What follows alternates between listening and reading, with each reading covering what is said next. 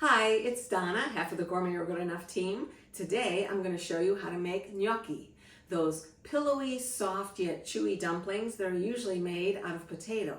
Only today I'm going to use roasted butternut squash, and I'm going to pair it with a creamy sage and garlic sauce. So let's get started. So earlier today I cut my butternut squash. I preheated the oven to 350. Little bit of oil, salt, and pepper, and then I roasted it for about 40-45 minutes.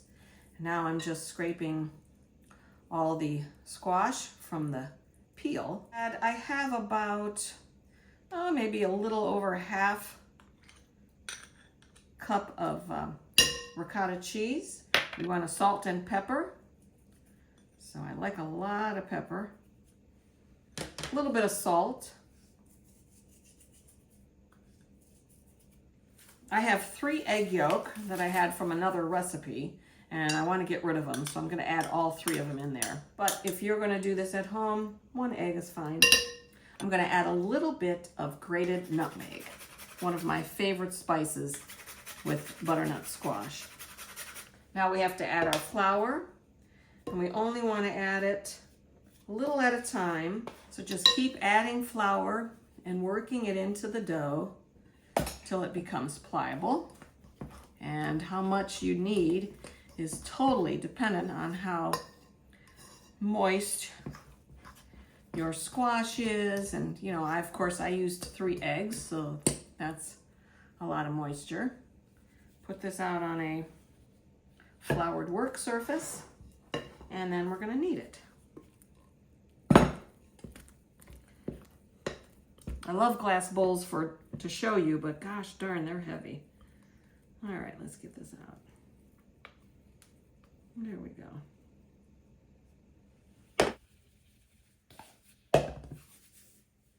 All right, so we're just gonna knead this. My handy dandy bench scraper that I love. This is where I'm at. And as you can see, it's real delicate. I'm just barely moving it around. I'm going to cover it and let it rest right here, and then we're going to go ahead and make our sauce. To make the sage cream sauce, I'm going to add a little bit of oil, and I'm going to cook some prosciutto. You can use bacon if you want, but I have prosciutto, and I'm just going to crisp it up a little bit, and then we'll remove it from the pan. Finely diced onion. Next, I want to add some finely chopped garlic and my sage. Time to season with some salt, pepper. I'm going to sprinkle a little bit of flour in here because we're going to make a sauce. Now we're going to deglaze it with some white wine.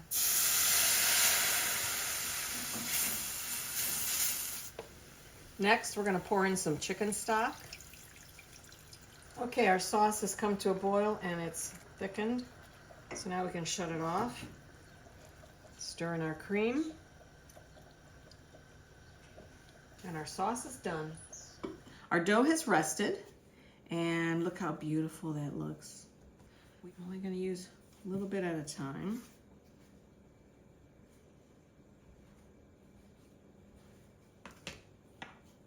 We'll keep it covered while we work with the dough. And it's easier if your hands are not floured. Okay, and if your surface is not floured, it rolls out a little better, but you can't press too much. You have to be gentle.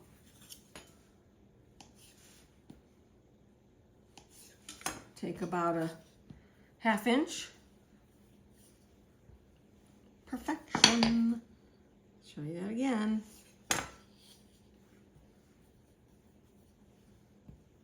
Look at that cute thing. Start from the back, and then I just roll all the way down. And then we get those signature ridges. I'm going to put this on a floured baking sheet and let it dry a little bit while we boil our water for the pasta. In heavily salted water, I'm going to drop in our gnocchis. I just want to do maybe a dozen at a time.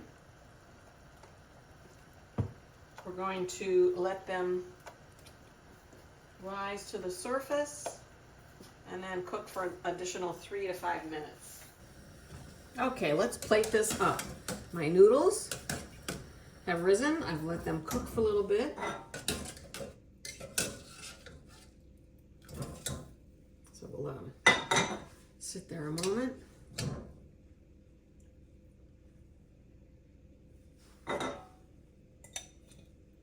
We're going to take a little bit of our sage, cream, garlic sauce. Sprinkle on a little bit of fried prosciutto. And then just because I'm Italian, we have to put on some grated cheese. And there you have it. My answer to gnocchi. Wonderful, soft, pillowy dumplings full of flavor. So good.